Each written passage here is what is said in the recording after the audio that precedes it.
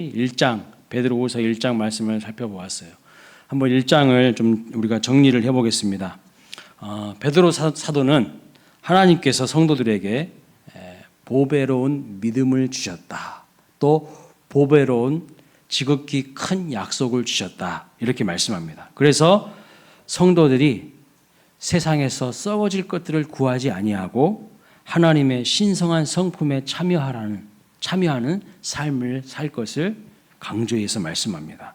또한 하나님의 부르심과 택하심을 더욱 힘써 굳게 하라고 분명히 말씀하고 있는 것이 볼 수가 있습니다.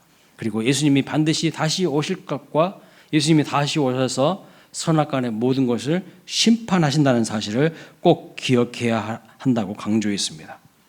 그리고 사도 베드로가 죽고 너희들 성도들 곁에 없다 할지라도 항상 이 사실을 꼭 생각하고 기억하면서 하나님께서 너희를 부르신 부르심의 소망 가운데에 체험 중심의 신앙이 아니라 말씀 중심의 신앙으로 살아가라고 당부했습니다. 체험을 무시하라는 뜻이 아니라 구체적으로 우리를 진리 가운데로 인도하시는 그 하나님의 말씀을 붙들어야 한다고 말씀하고 있어요. 말씀과 체험이 균형이 있어야 됩니다.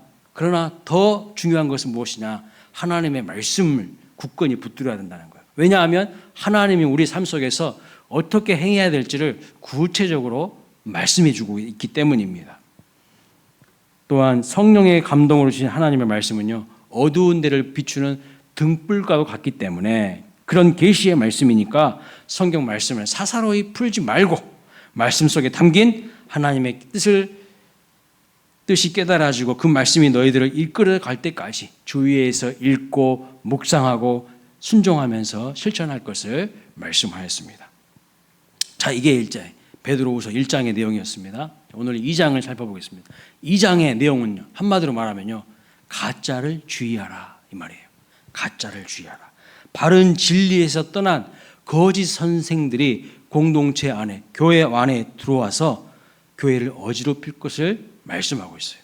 그래서 이단을 주의할 것과 거짓 신앙에 물들지 말 것을 지금 당부하고 있는 것입니다. 1절 말씀을 한번 같이 읽어볼까요? 시작. 그러나 백성 가운데 또한 거짓 선지자들이 일어났었나니 이와 같이 너희 중에도 거짓 선생들이 있으리라. 그들은 멸망하게 할 이단을 가만히 끌어들여 자기들을 사신 주를 부인하고 임박한 멸망을 스스로 취하는 자들이라. 예, 여기 보니까 백성 가운데에 거짓 선지자들이 일어났었나니 과거형으로 기록되어 있습니다.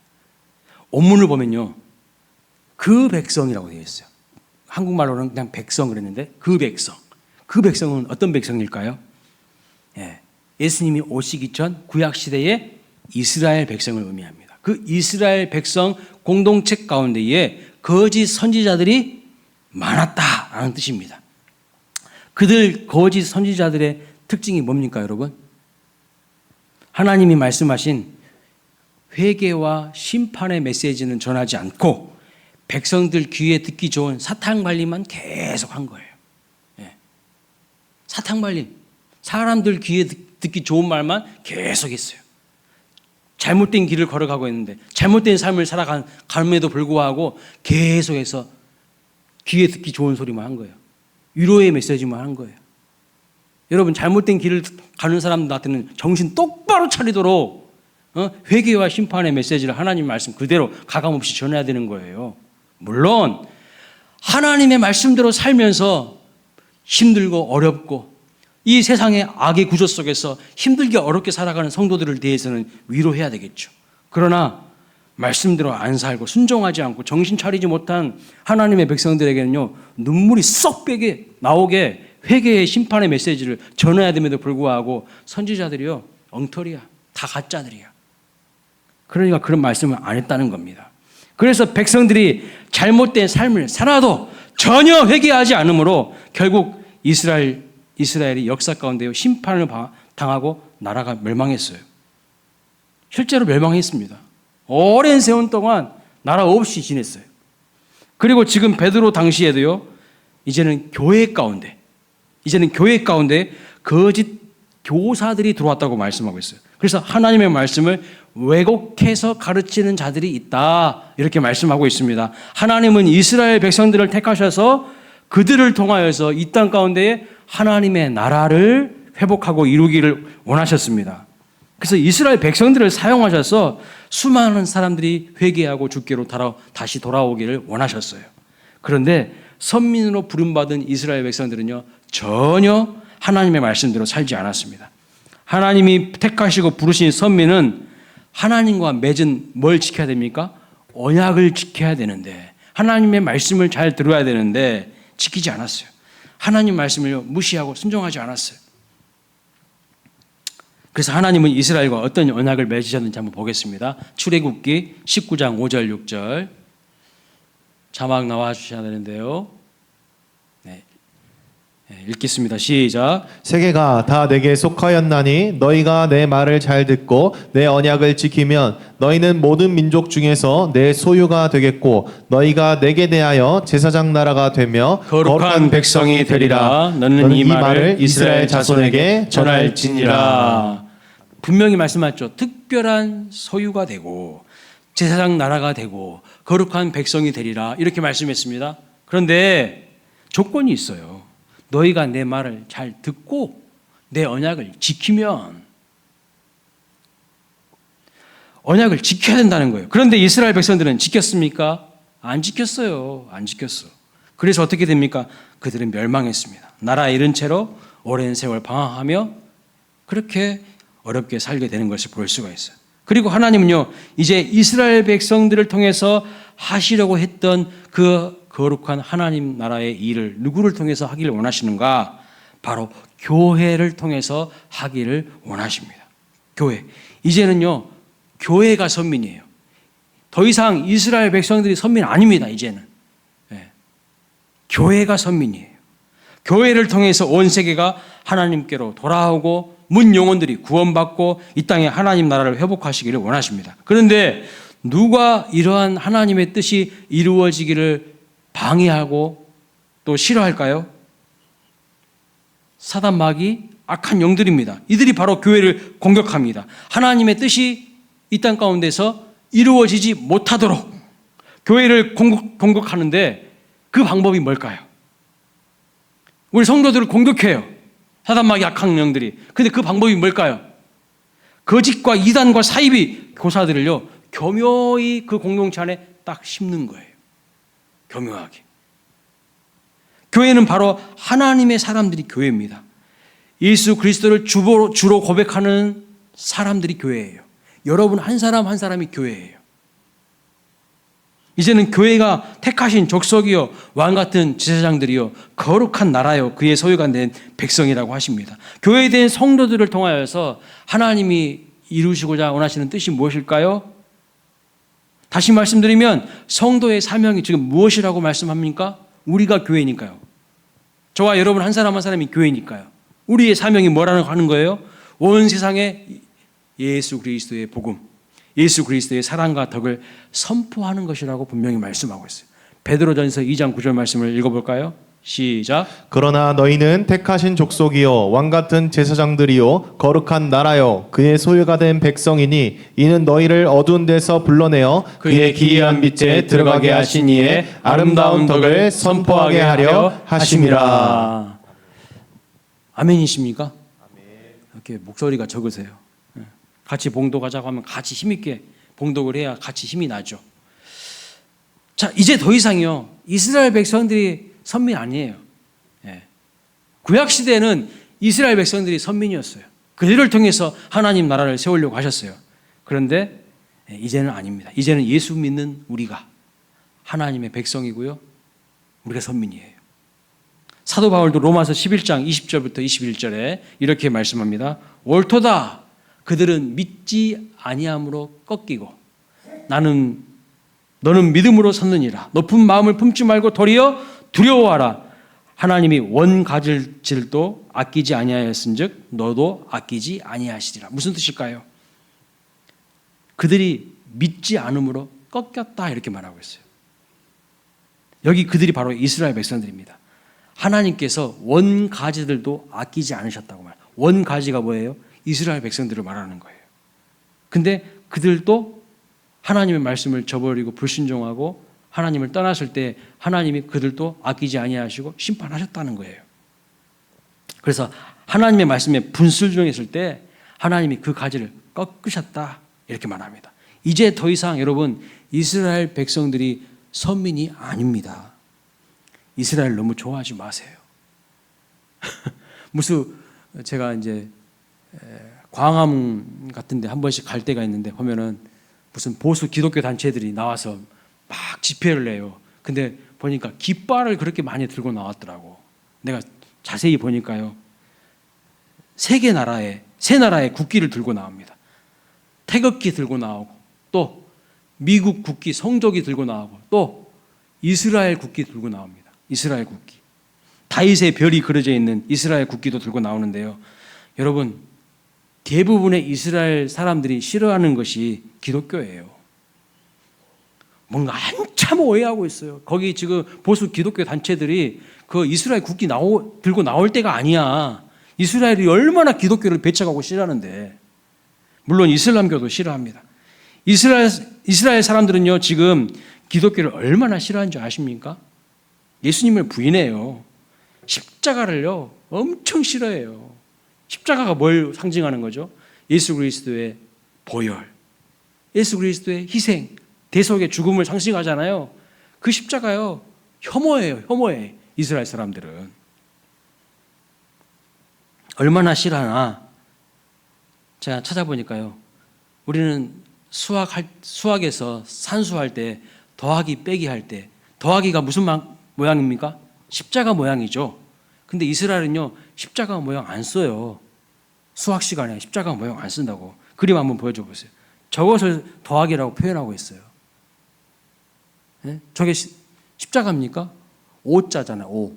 네? 공식적으로 저렇게 쓴다니까요. 십자가, 예수님의 십자가 보기도 싫대. 예수님의 십자가를 너무 싫어해서요. 병원 앰뷸런스에도요.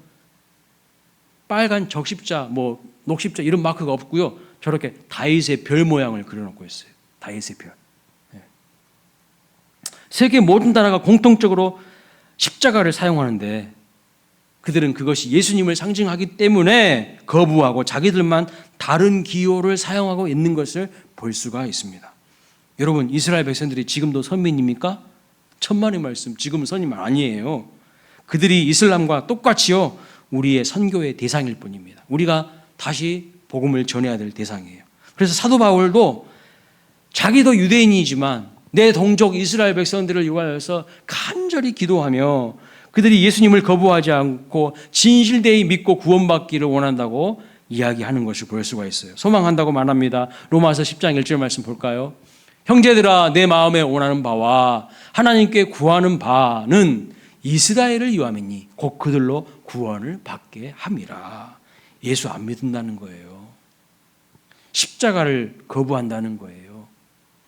이스라엘 백성들도 예수 그리스도를 주로 시인하고 마음으로 믿어 구원받아야 할 대상임을 성경은 분명히 말씀하고 있어요.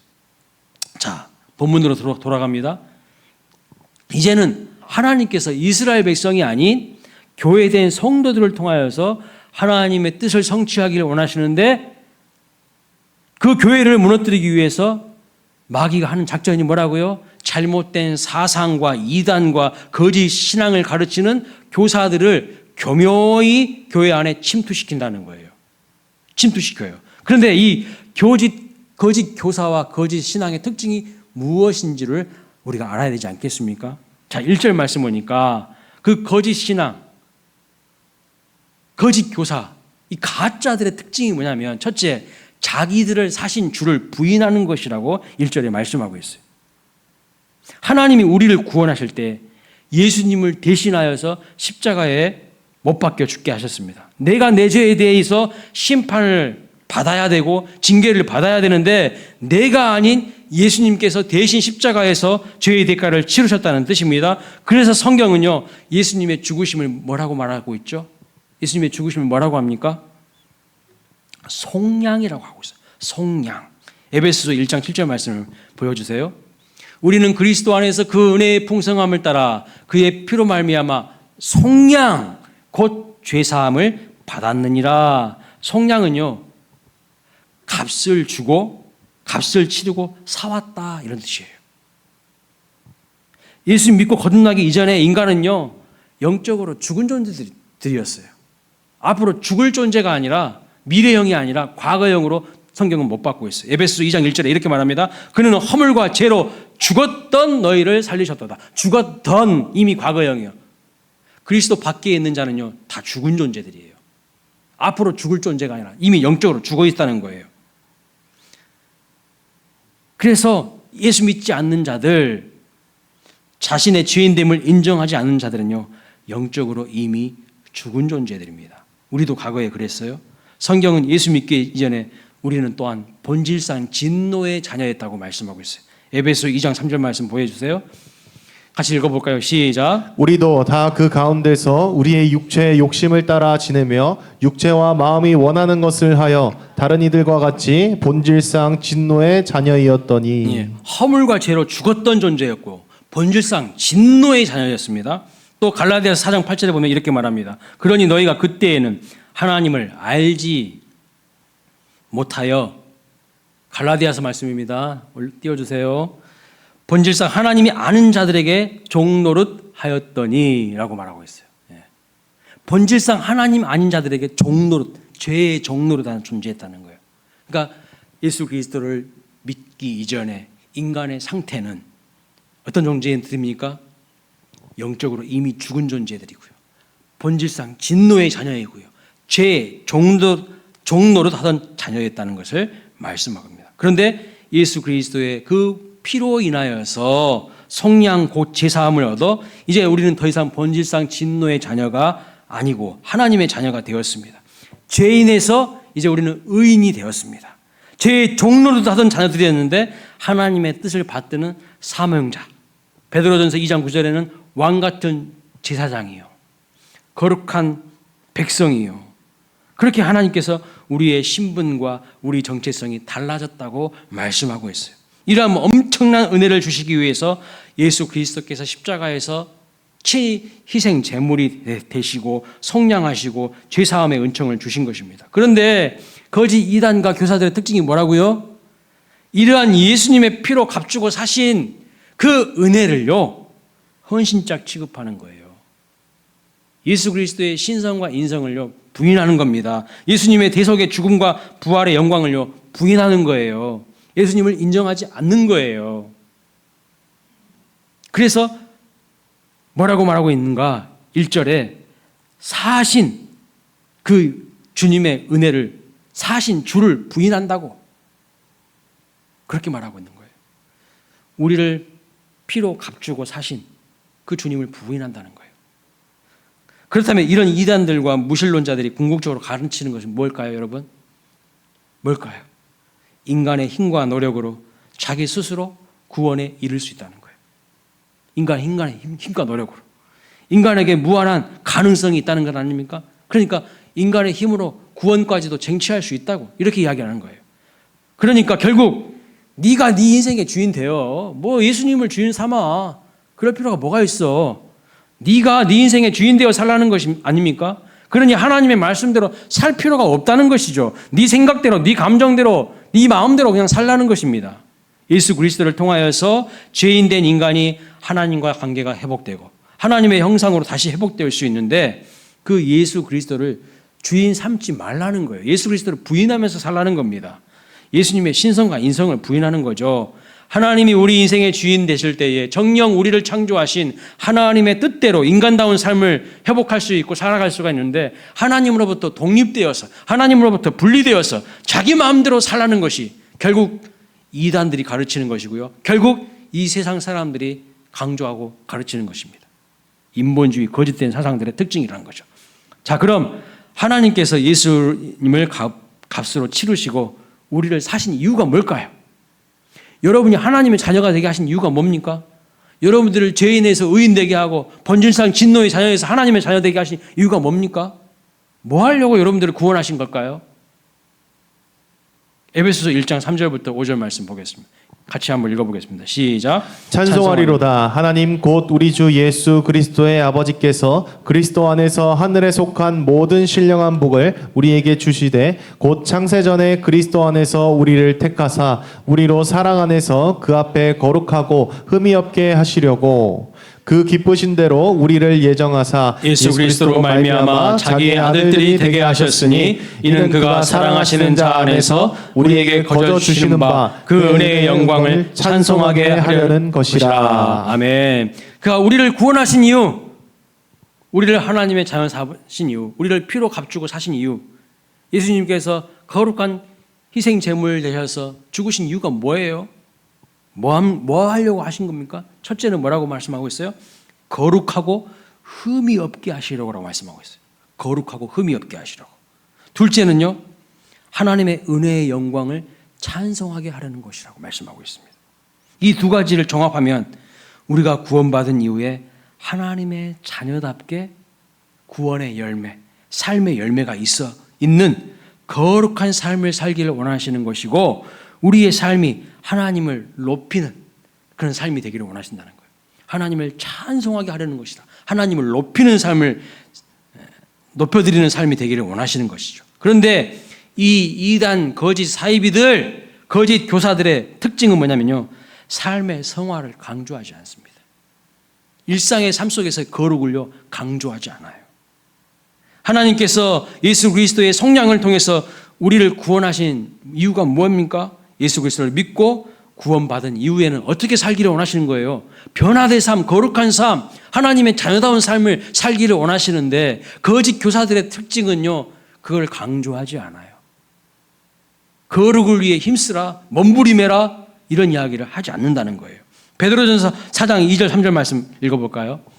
시작. 그 후로는 다시 사람의 정욕을 따르지 않고 하나님의 뜻을 따라 육체의 남은 때를 살게 하려 함이라. 너희가 음란과 정욕과 술 취함과 방탕과 향락과 무법한 우상 숭배를 하여 이방인의 뜻을 따라 행한 것은 지나간 때로 족하도다. 이방인의 뜻을 따라, 세상 사람들의 뜻을 따라 행한 것은 이미 지나간 때로 족하다는 거예요. 다시는 사람의 정욕을 따르지 않고 세상의 논리를 따르지 않고 하나님의 뜻을 따라서 가야 한다는 것입니다. 하나님의 뜻을 따라서.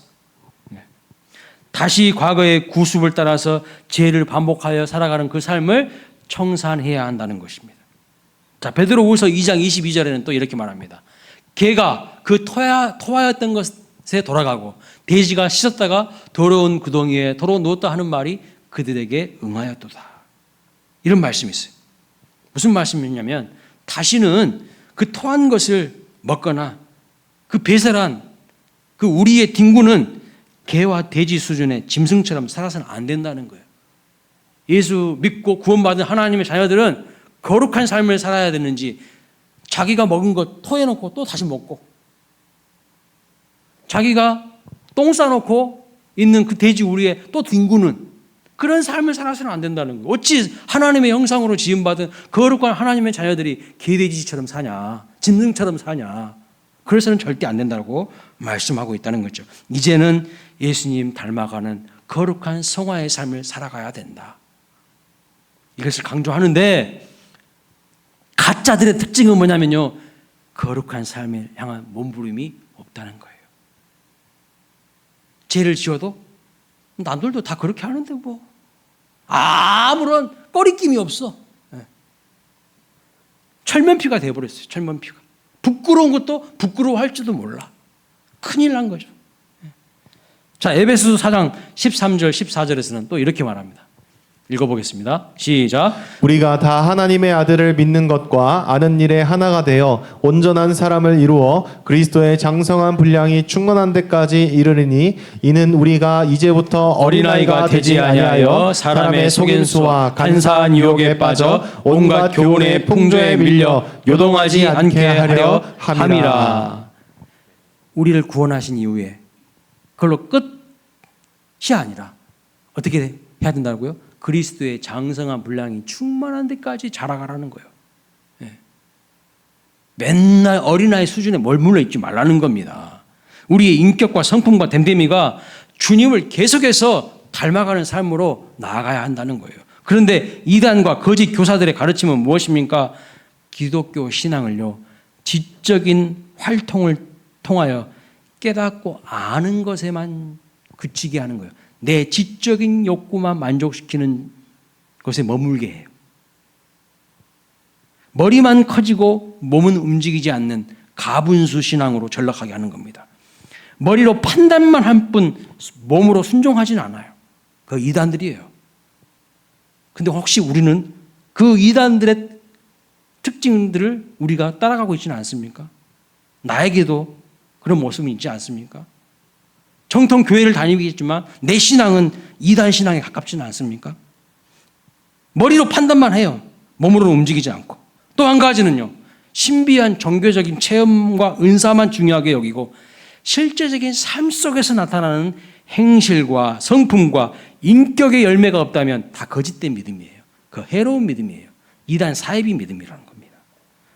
야고보 사도는 분명히 말합니다. 믿음과 행함이 결코 분리가 되지 않는다고. 생활 따로 신앙 따로는 그것이 거짓이고 가짜예요. 생활은 생활이니까요.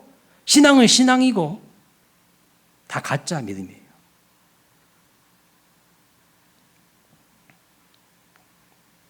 제가 수요예배 끝나고 이제 집에 들어가면 텔레비전을 탁 키면 어떤 프로그램을 하더라고요. 나는 솔로인가? 네. 근데 요즘에 무슨 한번 이제 결혼했던 분들인 것 같아요. 맞죠? 결혼했던 분들인데 거기 보면은요, 종교 문제로 막 이렇게 예민하더라고요. 종교 문제로. 근데 교회를 다닌다고 하는데 나는 저분이 진짜 교회 다니신 바른 믿음을 가지고 있는 분인지 저는 잘 인정이 안 되더라고요. 분명히 생활 따로 신앙 따로의 믿음을 가지고 있어요. 그 믿음도 아닌 거예요, 사실은. 생활은 생활이고 신앙은 신앙. 배우자 선택할 때 보면 다 드러나요. 거짓이고 가짜라는 겁니다. 그러나 오늘날 우리의 생활은요,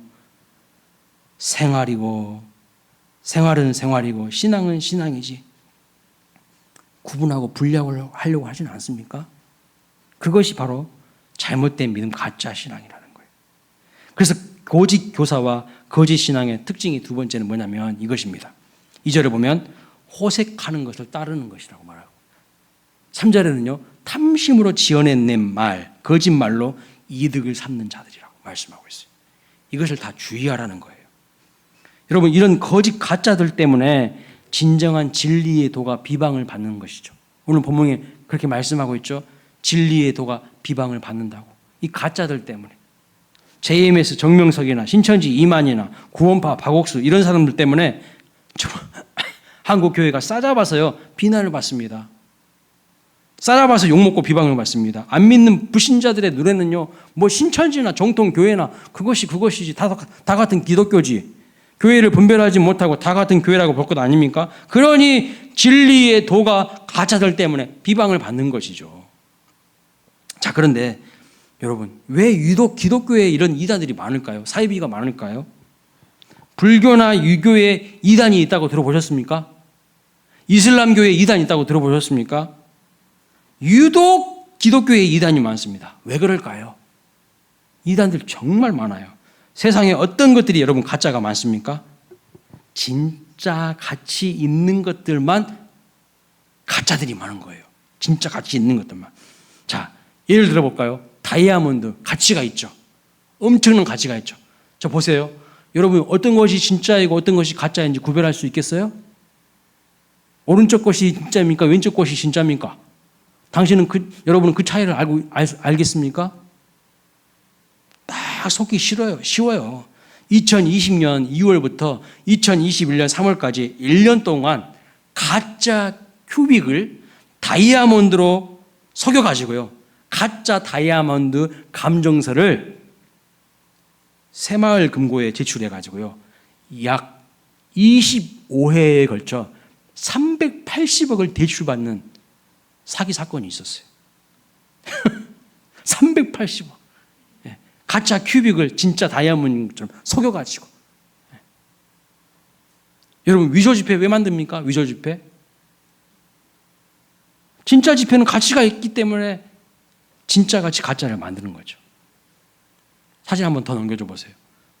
여러분 저 시계 진짜와 가짜 구별할 수 있겠어요? 명품 시계가 있지만요, 명품 비슷하게 만든 짝퉁 가짜 시계가 엄청나게 많다는 거예요. 구별이 가능하지 않습니다. 어떤 것이 진짜인지 가짜인지, 어떤 건 가짜가 더 진짜 같아요. 명품 가방이 있어요. 여러분도 하나씩 다 있으시죠? 저는 하나도 없어요. 그래서 명품 이름도 몰라요. 무슨 명품이 있는지도 잘 모르는데, 설교 준비하려고 제가 인터넷으로 검색해 보니까 샤넬이 있다대. 샤넬 알아요? 샤넬. 어떤 사람은 채널로 읽는다 그러던데, 채널. 샤넬이 있대요. 샤넬. 우리 대통령 부인께서 받은 가방은 뭐라고요? 디올백이래요. 아, 디올백. 그건 하도 이제 뉴스에서 들어가지고 알아요. 그런데 보통 사람들은요, 진짜와 가짜를 구별하는 것이 정말 어려운 것 같아요.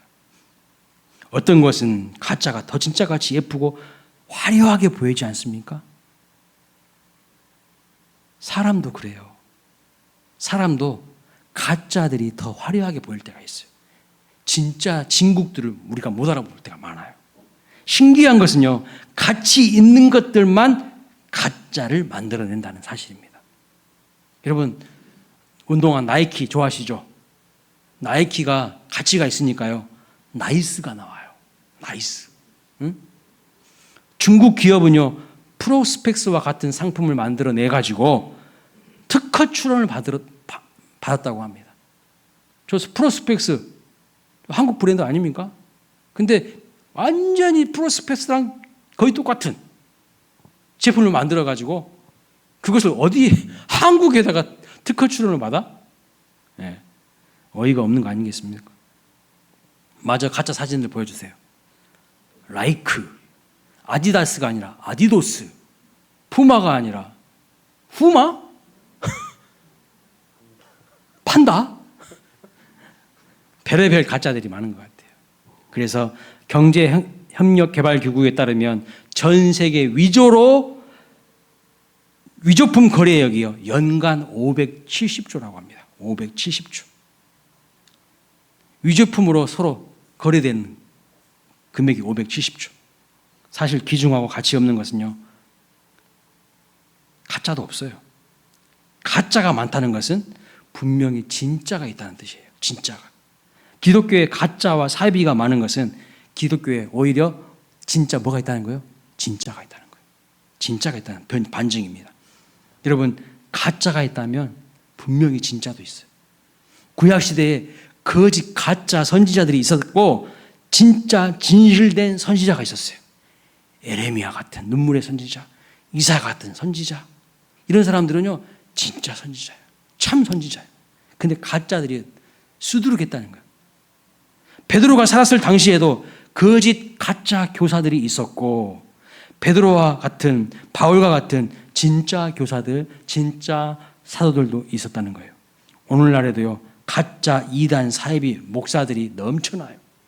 가짜들 어디서 그냥 이상한 데 가가지고 6개월 만에 자기가 목사 안수 받았다고 하고 뭐 1년 만에 목사 안수 받았다고, 전부 사기입니다. 목사 안수를 받으려면 7년을 공부해야 돼요. 대학 4년에다가 대학원 3년에 거기다가 강도사도 또 1년 해야 돼요. 쉬운 게 아니야. 그런데 가짜 목사들도 많고 진짜 목사님도 있지만 가짜 성도들도 많아요. 가짜들도. 거짓된 성도도 있고요, 진짜 참 성도도 있어요. 성경에 보니까 교회 안에도 염소가 있고요, 양이 있대요. 알곡이 있고요, 가라지가 있대요. 근데 하나님이 가만히 내버려 두신대. 마지막 날 하나님이 다 심판하신다고 말씀하고 있어요. 양은 양으로 구분하고 염소라 가라지들은 가라지대로 구분해가지고 하나님이 반드시 심판하신다고 말씀하고 있어요. 지금은 괜히 가라지 골라내다가 알곡까지 다칠까 봐 지금은 가만히 두신다고 성경은 분명히 그렇게 말씀하고 있습니다. 마지막 심판하는 날에 하나님이 분명히 심판하실 거예요. 자, 그러면 여러분, 진짜와 가짜를 우리가 어떻게 구별할 수가 있을까요? 분별할 수가 있을까요? 어떻게 하면 여러분 알 수 있을까요? 어떻게? 진짜를 알면요, 가짜는 그 금방 알게 됩니다. 가짜는요, 금방 드러나게 돼요. 위조 지폐 감별사들이 받는 훈련이 있다고 합니다. 이 훈련이 뭐냐면 잘못된 가짜 지폐들을 그 샘플들을 보고 배우기도 하지만 그 가짜 위조 지폐 감별사들이 받는 진짜 훈련은 뭐냐면 대부분의 훈련은 뭐냐면요. 계속해서 진짜 지폐만 계속 보게 한다는 거예요. 진짜 지폐만. 진짜 지폐만 수천 번, 수만 번 계속 그것을 보고 살피게 만든다는 거예요. 그렇게 해서 진짜 지폐를 알게 되면요. 가짜는 보기만 하면 금방 드러난다는 거예요. 진짜를 알고 있으니까 가짜는 딱 눈에 대면 이거 이상한 건데? 하고 금방 안다는 겁니다. 무슨 말씀입니까? 오늘날 우리의 문제가 뭐냐면요. 복음을 잘 몰라요. 하나님의 말씀을 잘 몰라요. 제대로 하나님의 말씀을 알고 있으면 이상한 이야기하면 이단이고 가짜고 사입이라는 것을 알게 되는데 제대로 하나님의 말씀을 모르고 있으니까요. 헛소리로 말해도 그냥 다 믿어버려요. 속아버려요. 노래를 정확하게 알면 이상하게 누군가가 부르면요. 저거 박자가 틀린 건데? 저거 음정이 틀린 건데? 금방 합니다. 사실 성경에 하나님께서 이 분별하는 것을 이미 말씀해 주셨어요. 가짜와 진짜를 분별할 수 있는 법을 알려주셨어요.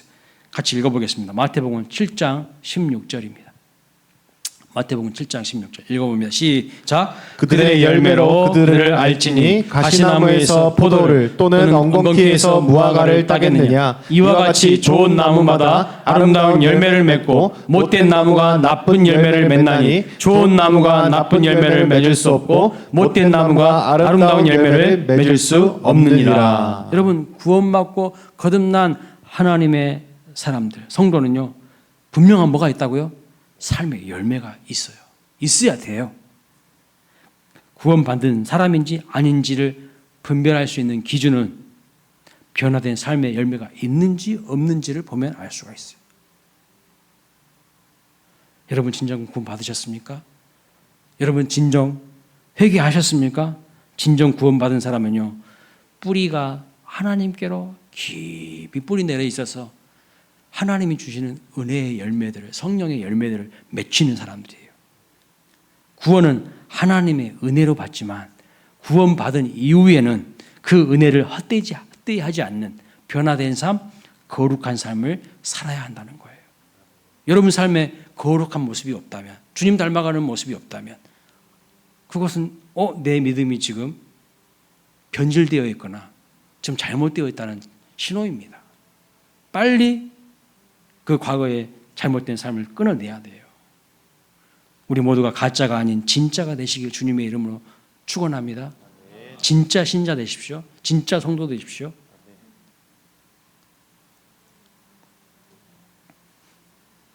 가짜들이 판치는 세상에서 진짜가 될 때에 하나님께서 우리의 모습을 보시면서 기뻐하실 것입니다.